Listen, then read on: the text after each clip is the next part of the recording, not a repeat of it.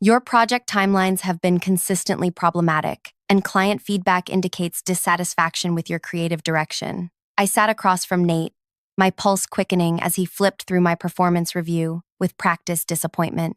The conference room felt smaller than usual, the glass walls suddenly too transparent as colleagues glanced in while passing. 6 months of exhausting work reduced to a series of alleged failures. I'm particularly concerned about the West Side campaign, he continued, not looking up from his papers. The execution lacked the innovation we expect. My mouth went dry.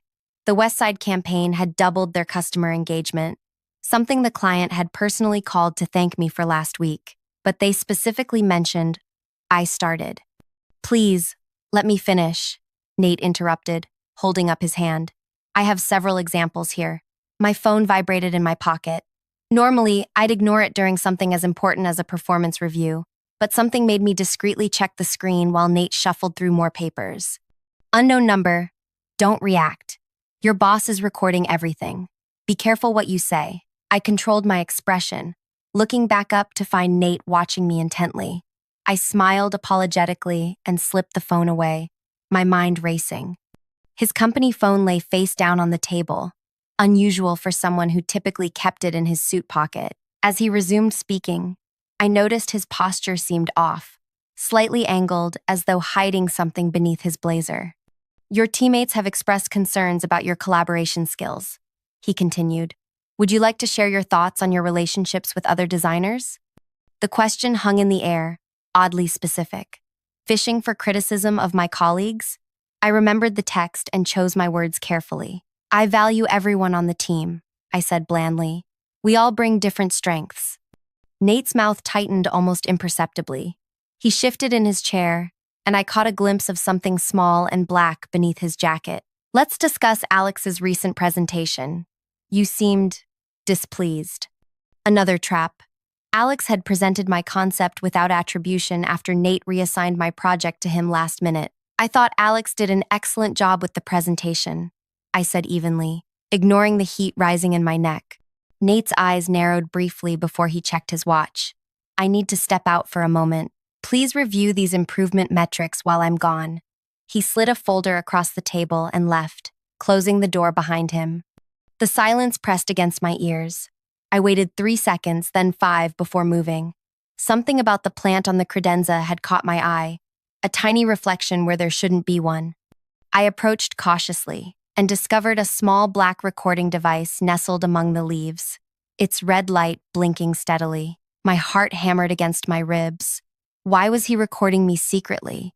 And who had sent that warning text? A soft click came from the door handle. I barely made it back to my seat before Nate returned, a fresh coffee in hand. Now, where were we? He asked, settling back into his chair. Ah, yes, your performance improvement plan. I'll need you to sign this acknowledgement that we've discussed your areas of concern. He slid a document toward me, dense with text highlighting supposed failures and mediocre results, none of which reflected reality. This wasn't just an unfair review. It was a paper trail designed to push me out.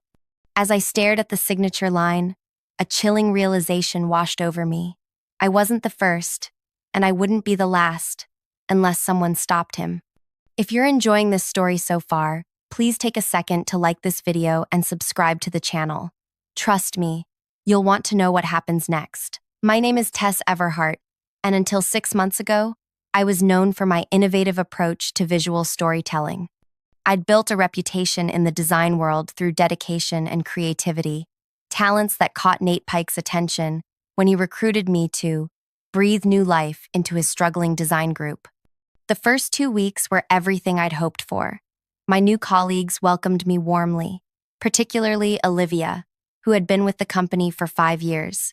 She gave me the unofficial orientation, showing me the best lunch spots and warning me about the temperamental printer on the 3rd floor. We're so glad you're here, she'd said, her smile genuine. We need fresh energy after everything that's happened. What do you mean? I'd asked. We lost 3 designers in 2 months. Talented people just left. Nate said they couldn't handle the pressure, but she'd looked around before lowering her voice. It felt sudden, like something wasn't right. I should have paid more attention to that warning, but I was too eager to prove myself. My first project was for a local theater company needing to attract younger audiences. I worked late nights, creating a campaign that blended classical elements with modern aesthetics. When I presented it to the team, the reception was enthusiastic. "This is exactly what they need," Olivia had exclaimed. Even shy Ben from the digital team spoke up. "The interconnection between physical and digital touchpoints is brilliant. I felt I'd found my place." Until Nate stepped in. "It's a start," he said, arms crossed. "But it lacks depth. The execution is elementary." The room's energy deflated instantly. My colleagues avoided eye contact, suddenly fascinated by their notebooks.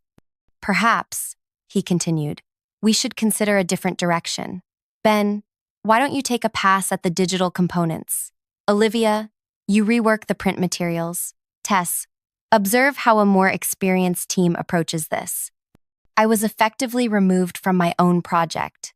When the campaign launched 2 weeks later, actually identical to my original design, the client was thrilled. In the company-wide email announcing its success, Nate praised the team effort led by our veterans. I told myself it was just this once, that I needed to earn my place, but a pattern quickly emerged. My concept for a sustainable product line was deemed too ambitious in our meeting, only to appear in Nate's presentation to executives the following week, presented as his brainchild. My social media strategy for a struggling client doubled their engagement within days, yet Nate explained to the client that he had guided the team toward a more effective approach than initially proposed. Each time I created something valuable, Nate would find fault in front of others, then repurpose my work as his own, or attribute it to someone else. When I attempted to speak up, he'd interrupt with, "Team success over individual recognition, Tess. That's how we operate here." But it wasn't just me. I noticed how Olivia, once confident and outspoken, had grown hesitant to share ideas. Ben rarely spoke in meetings anymore. New designer Mia started strong, but within weeks was second-guessing every decision. 2 months in, I overheard Mia crying in the supply room. "I don't understand what I'm doing wrong," she whispered to Olivia. "He said my work was substandard, but last week he called the same approach innovative." "That's just how it is with Nate," Olivia replied, her voice hollow. "You're not crazy. Your work is good." That night, I couldn't sleep. Was I imagining things? Was I simply not as talented as I thought? The questions circled my mind like hungry wolves. The next morning, I arrived early to find Nate already in his office, door ajar. He was on a video call, unaware of my presence. "The new designer has no idea what she's created," he laughed to someone on screen. "The campaign concept will position us perfectly for the industry awards. Keep them desperate for validation, and they'll produce twice as much while accepting minimal recognition." I froze, breath caught in my throat. He was talking about my work for our biggest client, the one he'd criticized publicly before taking to the executive team as his own vision. "The trick," he continued, "is to keep them isolated. If they compare notes, the game's over. But people are surprisingly reluctant to admit when they feel inadequate." I retreated silently, my mind reeling with the confirmation of what I'd suspected but couldn't prove. This wasn't incompetent management. It was deliberate manipulation. Over the next weeks, I watched more carefully. Designers who questioned Nate found their projects suddenly disappointing clients. Quiet acceptance earned tiny raises despite brilliant contributions. 3 talented colleagues had quit before my arrival, crushed under constant negativity. 2 others had accepted lesser roles, believing themselves inadequate for the work they once excelled at. Nate had built his reputation by claiming others' creativity while methodically destroying their self-worth. The executives trusted only his assessment of our abilities, never seeing the true dynamics at play. I began documenting everything, saving emails, recording meetings with notification to all participants, keeping dated copies of my work before and after Nate's input. I wasn't sure what I'd do with the evidence, but I knew I needed to protect myself. Then came the industry showcase announcement. Each year, design teams presented their best work to leaders across the field. Nate predictably appointed himself to present our collective efforts. His crowning achievement would be taking credit for the entire department's transformation under his leadership. As the showcase approached, The pressure intensified. Nate became more critical, more demanding. Designers worked weekends without recognition. Mia resigned, citing personal reasons after a particularly brutal critique of work that a client had already approved enthusiastically. The morning of my performance review, I found an envelope on my desk.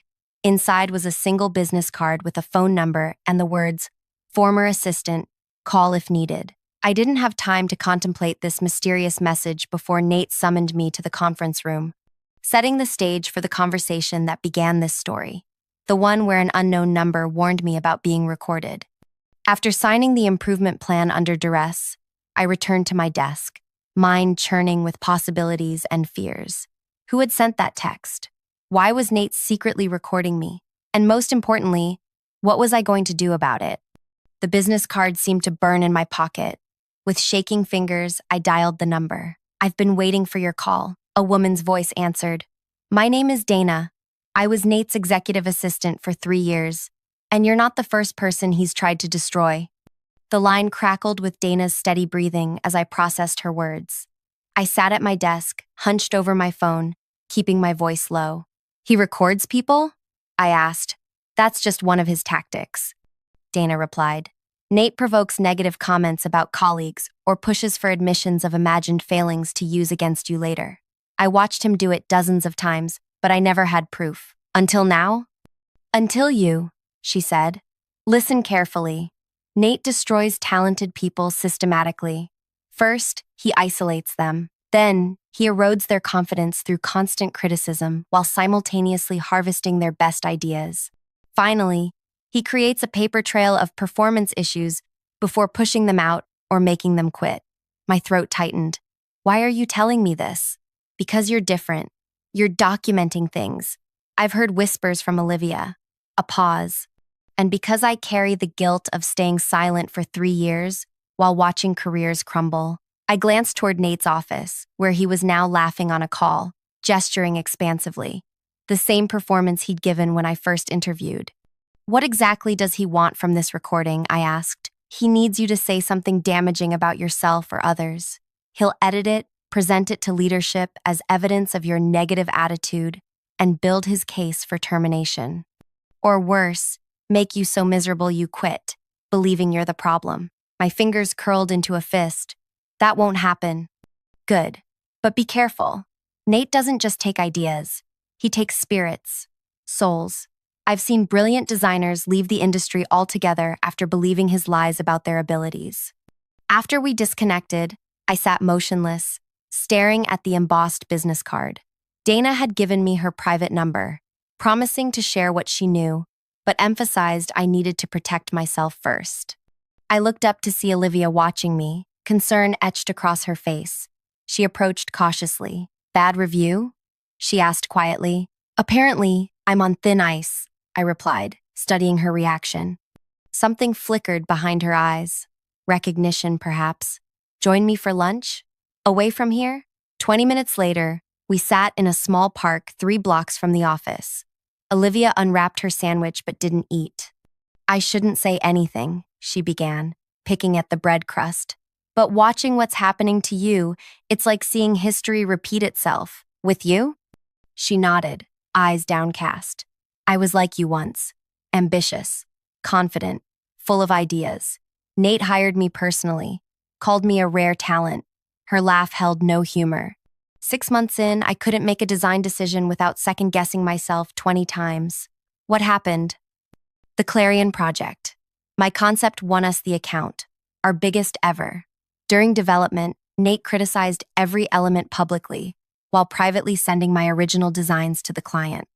At the launch party, he accepted an industry award for innovation, while I stood in the background, believing I'd contributed nothing of value. My heart sank. "Why did you stay?" By then, I believed no one else would hire me. She finally met my gaze. "That's his real genius, Tess. He doesn't just steal your work. He convinces you it wasn't good in the first place." Back at the office, I found Ben waiting by my desk, nervously adjusting his glasses. "Everything okay?" I asked. "Just checking about your portion of the showcase presentation," he said, louder than necessary. Then he slipped me a note before walking away. The paper read, Nate asked me to report back on your attitude after your review.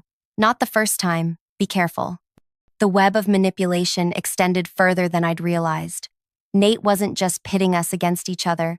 He was creating a surveillance system where everyone felt compelled to monitor everyone else. That afternoon, I received an email requesting all my files for the showcase presentation for formatting consistency.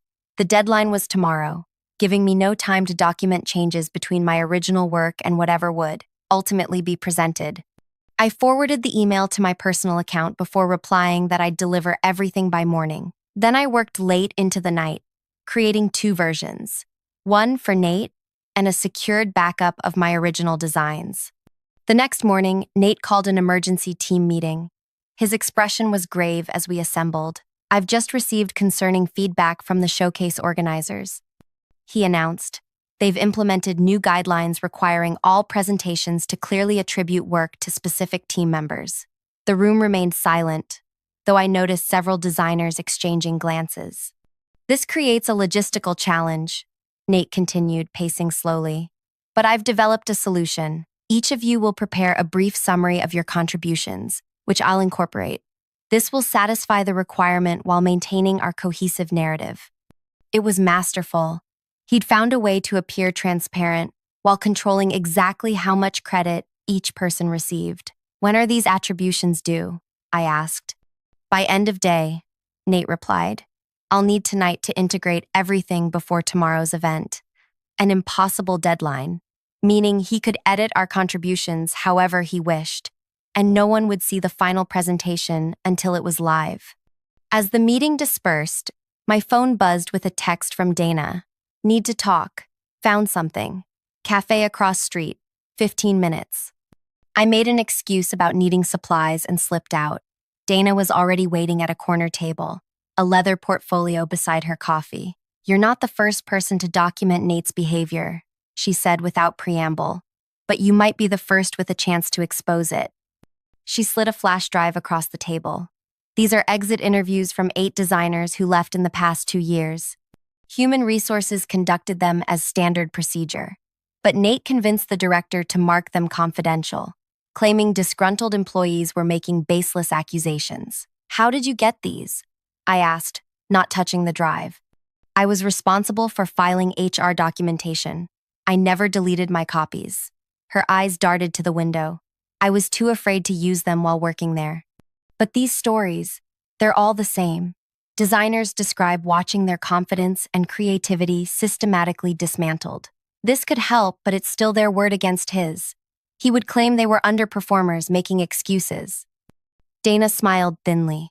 That's why I also included the original project files I could access, showing design work Nate claimed credit for alongside proof of who really created it. My heart raced. This is exactly what I've been gathering. There's more, Dana continued. Last year's performance reviews compared to actual client feedback. Several instances where Nate told executives a project was struggling while telling clients the exact opposite. And 3 cases where he took designers' concepts, rejected them publicly, then presented them as his own solutions weeks later. I stared at the flash drive, now understanding its weight. Why didn't you come forward sooner? Dana's expression clouded. He threatened me. Not directly. Nate's too smart for that. But he made it clear that speaking against him would end my career. He has powerful connections. She pushed the drive closer. Use this however you need to. I'm leaving the industry anyway. I can't ask you to sacrifice. You didn't ask. I'm offering. She stood to leave. One last thing. Check the files on Olivia's Clarion project. Nate didn't just take credit. He deliberately sabotaged her confidence because she was being considered for promotion above him. The executive emails tell the whole story. Back at the office, I found a message from Olivia asking to meet in the archive room. When I arrived, Ben was with her, along with Riley from the digital team. We need to talk about tomorrow, Olivia said, her voice barely above a whisper. About the showcase. And about Nate, added Ben. Riley locked the door. We know what he's doing to you because he did it to all of us. We stayed silent too long. For the next hour, they shared their stories. Ben had developed the user experience framework that won 3 design awards, all accepted by Nate. Riley had created the interactive platform that doubled client engagement. which Nate presented as his vision at last year's showcase. And Olivia. Olivia had lost a career-defining opportunity when Nate convinced executives she wasn't ready for advancement. "Why are you telling me this now?" I asked. "Because you're fighting back," Ben said simply. "And we want to help." That night, I barely slept. The showcase loomed just hours away, with industry leaders and our entire executive team attending. It would be Nate's moment of triumph, unless someone stopped him. I arrived early, watching from a corner as the venue filled with designers, executives, and media representatives. Our company's display stood prominently at center stage, ready for Nate's presentation. He moved through the crowd confidently, shaking hands, laughing at just the right moments. Our team huddled nearby, nervous energy pulsing between us. Nate had sent the final presentation deck that morning, a masterpiece of subtle manipulation. Our contributions appeared technically credited but positioned as minor elements within his overarching vision. 10 minutes, everyone," called the event coordinator. Nate beckoned us closer. "Remember, this is about showcasing our collective achievement," he said, his expression earnest. "We rise together." As he turned away, Olivia squeezed my hand. "Are you sure about this?" she whispered. I nodded, feeling surprisingly calm. "Just be ready." The lights dimmed as Nate took the stage, welcomed by enthusiastic applause. The massive screen behind him illuminated with our company logo. "Today," he began, "I'm honored to present a body of work that represents the pinnacle of collaborative design thinking, a philosophy I've cultivated within our team over years of leadership." The first slide appeared, a stunning visualization of our combined projects, carefully arranged to suggest a single creative vision. His vision. "While you'll see individual contributions noted," he continued smoothly, "what's most remarkable is how these elements form a unified approach to client challenges, a methodology I've developed through years of industry experience." From my position at the back of the room, I caught the eye of our CEO, seated in the front row. She smiled approvingly at Nate, completely unaware of what was about to happen. Nate clicked to advance his presentation, but instead of his next carefully crafted slide, the screen changed to a video recording. Nate in his office, speaking candidly. The new designer has no idea what she's created. His recorded voice echoed through the hall. "Keep them desperate for validation, and they'll produce twice as much while accepting minimal recognition." A gasp rippled through the audience. Nate froze mid-gesture, his expression shifting from confusion to horror as he recognized his own words. "What?" he began, frantically clicking his remote. The video continued, showing a series of clips. Nate taking credit for Olivia's Clarion concept in a private executive meeting. Nate dismissing Ben's framework publicly before presenting it as his own to clients. Nate instructing Dana to exclude Riley from a crucial presentation after using Riley's designs. Nate lunged toward the control booth, but security, alerted in advance about a potential technical disruption, blocked his path. "This is unauthorized," he shouted. "Someone is sabotaging." "Actually," I called, stepping forward from the back, "everything you're seeing is authorized and legally obtained. These are recordings from official meetings where multiple parties were notified of documentation, communications sent through company channels, and statements made in public office spaces." The audience turned toward me as I walked slowly down the center aisle, a tablet in my hands. "What you're witnessing isn't sabotage," I continued, my voice steadier than I felt. "It's truth. For years, this man has systematically claimed credit for others' creativity, while deliberately undermining their confidence and career advancement." Nate's face contorted with rage. "These clips are taken out of context. This is a vindictive attack by an employee facing performance issues." I reached the stage and turned to face the crowd. Is it vindictive when 8 different designers report identical experiences over 2 years? Is it taken out of context when performance reviews contradict client feedback? Is it one disgruntled employee when an entire design team has documentation? The screen behind us shifted to a grid of faces, former team members ready to testify to their experiences. Below each face appeared comparison images, their original designs alongside Nate's visionary concepts presented months later. Our CEO rose from her seat, expression unreadable. "Mr. Pike, is this accurate?" "Absolutely not," Nate sputtered. This is a coordinated, because, she interrupted. I'm looking at designs I personally complimented you on last quarter. Designs you specifically told me were your conceptual direction. The room had grown deathly quiet. Executives exchanged glances. Industry peers whispered among themselves. If I may, I said, addressing the CEO directly. There's something more important than exposing one person's deception. I tapped my tablet, and the screen changed again, this time displaying a beautiful mosaic of our team's work, each piece properly attributed to its creator. This is the true legacy of our design group. Not a single vision, but a tapestry of individual brilliance that deserves recognition. One by one, our team members stood. Olivia, Ben, Riley, even quiet Zoe from production. Together, we formed a line across the front of the room, a visual counterpoint to Nate's isolated position on stage. Security approached Nate as the CEO gestured toward the exit. His face drained of color as he realized what was happening. He made one last desperate attempt. These people were nothing before I shaped them, he shouted. Look at their work before me. Mediocre at best. I built their careers. The words hung in the air, damning in their arrogance. As Nate was escorted out, whispers erupted into conversations. Industry leaders approached our team members, examining the properly credited work with new appreciation. Our executives huddled urgently, occasionally glancing our way. The showcase continued without Nate, transformed into something unexpected, a celebration of individual contributions within collaborative frameworks. Our team, for the first time, stood proudly behind their work, accepting questions and compliments without deflection or doubt. But as the event concluded, uncertainty lingered beneath our triumph. We had exposed Nate, but at what cost to the company? To our own futures? Had we traded one form of career suicide for another? The CEO approached our group, her expression inscrutable. I need all of you in the conference room tomorrow morning at 8, she said simply before walking away.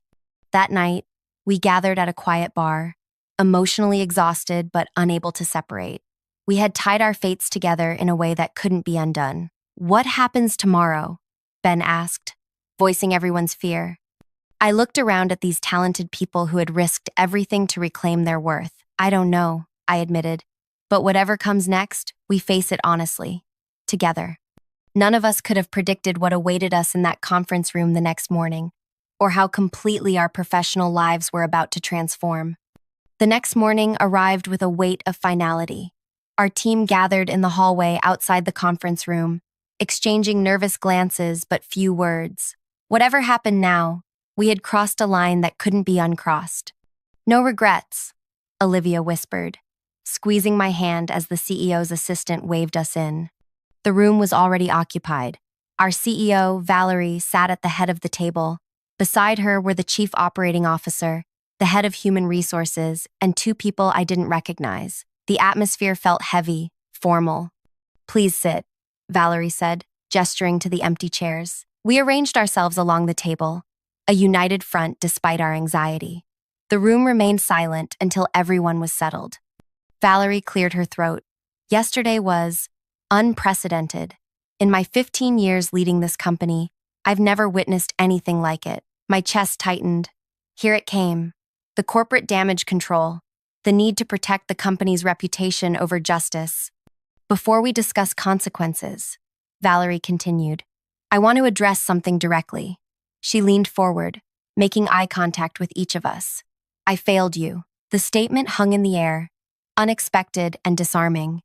As CEO, creating a workplace where talent thrives is my responsibility.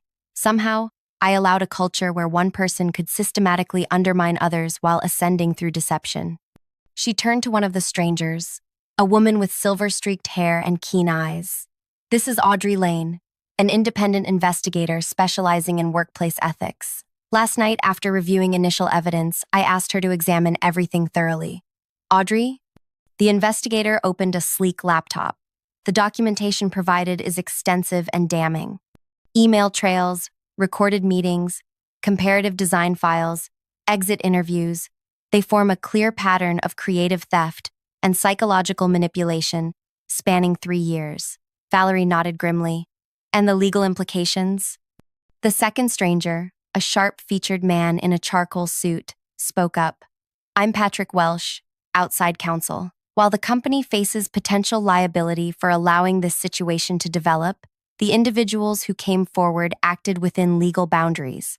Their documentation methods were appropriate, and the public revelation occurred in a professional context relevant to the misconduct. Valerie absorbed this information before addressing us again. Here's where we stand. Nate Pike's employment has been terminated, effective immediately. His final paycheck will reflect no bonus or outstanding commissions. Security has already cleared his office. A ripple of tension released across our side of the table. Not celebration, exactly, but vindication. But removing one person doesn't solve a systemic problem, Valerie continued. Which brings us to restructuring. My stomach dropped. Restructuring usually meant layoffs. Our design division requires new leadership. Transparent, collaborative, and ethical. Someone who values individual contribution within team success. She paused, her gaze settling on our group. Olivia, your portfolio from the past 5 years is exceptional. Would you consider stepping into a director role? Olivia's sharp intake of breath was audible. Yes, absolutely. Good. You'll work directly with me during transition.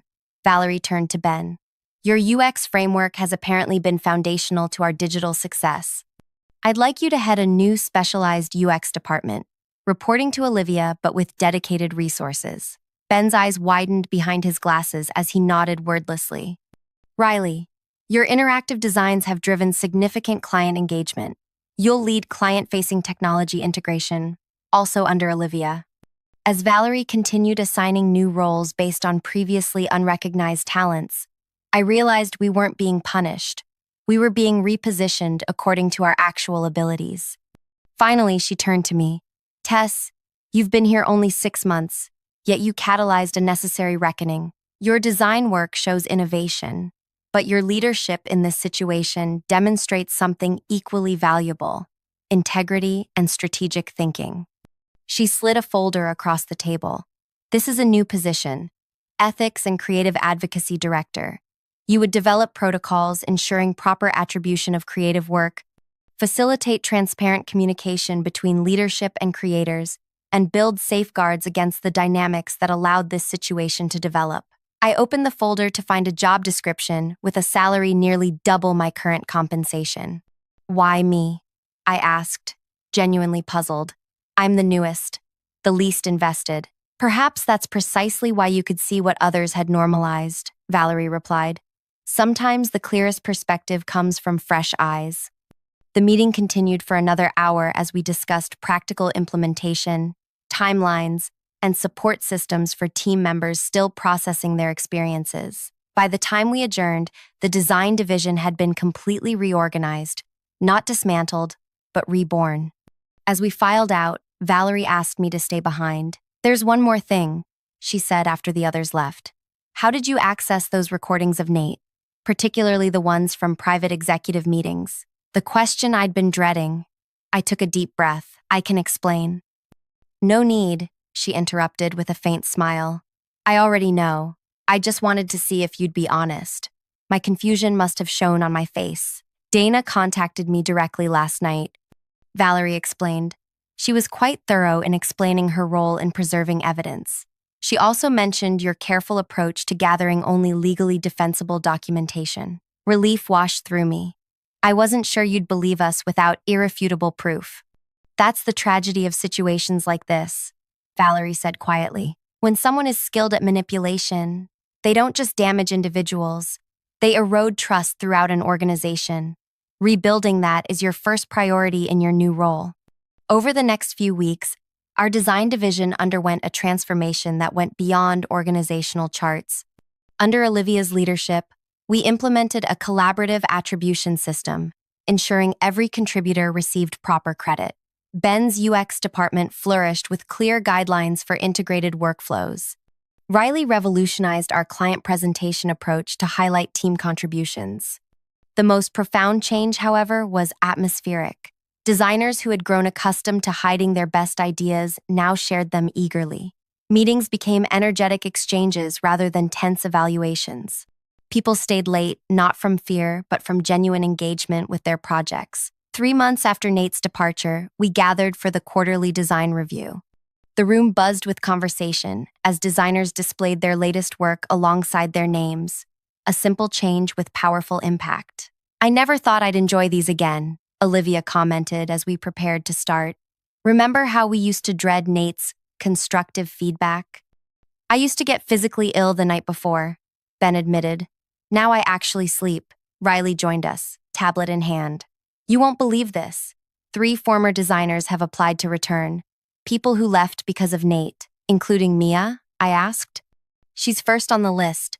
Says she's been following our recent campaigns and wants to be part of what we're building." As the review began, I watched my colleagues present their work with confidence, accepting genuine feedback without defensiveness.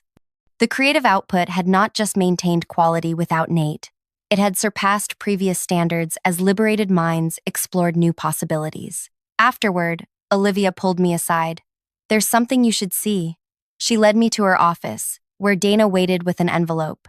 "What's this about?" I asked. Dana smiled, a real smile, nothing like the tense expression I remembered from our cafe meeting. "I've been tracking industry responses to Nate's departure. Thought you should know what's happening." Inside the envelope was a printout of a job rejection email addressed to Nate Pike from a prominent design agency. The message was tactfully worded but clear. "While your portfolio demonstrates technical skill, we've received concerning feedback regarding attribution and management practices.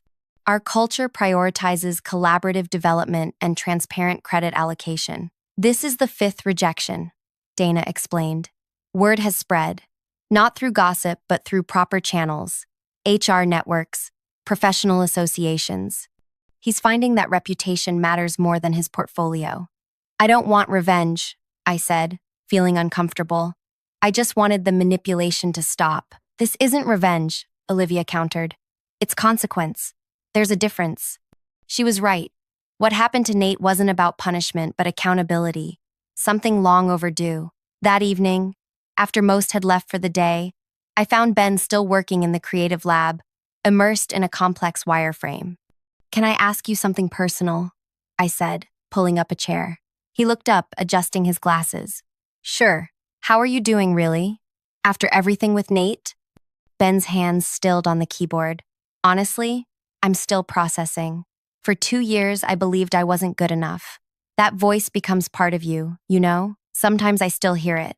I know exactly what you mean. But then I remember the showcase," he continued, a small smile forming. "That moment when everyone saw the truth. It wasn't just about exposing Nate. It was about reclaiming who we are as creators." His words captured something essential that had been difficult to articulate. The showcase hadn't just been about justice, but about restoration.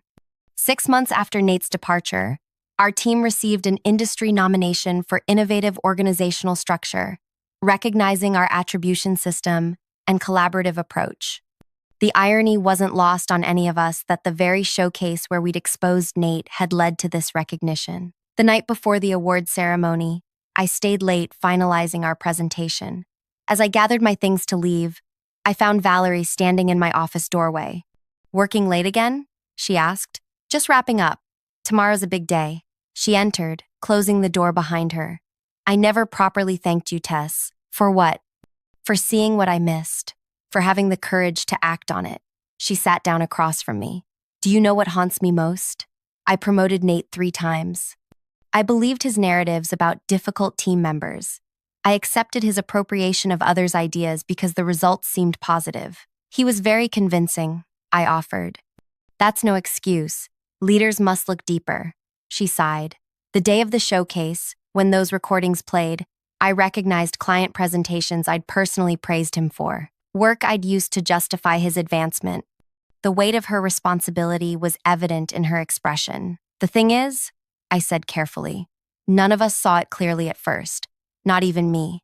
It took time to recognize the pattern, to gather evidence, to find allies who could confirm what I was experiencing."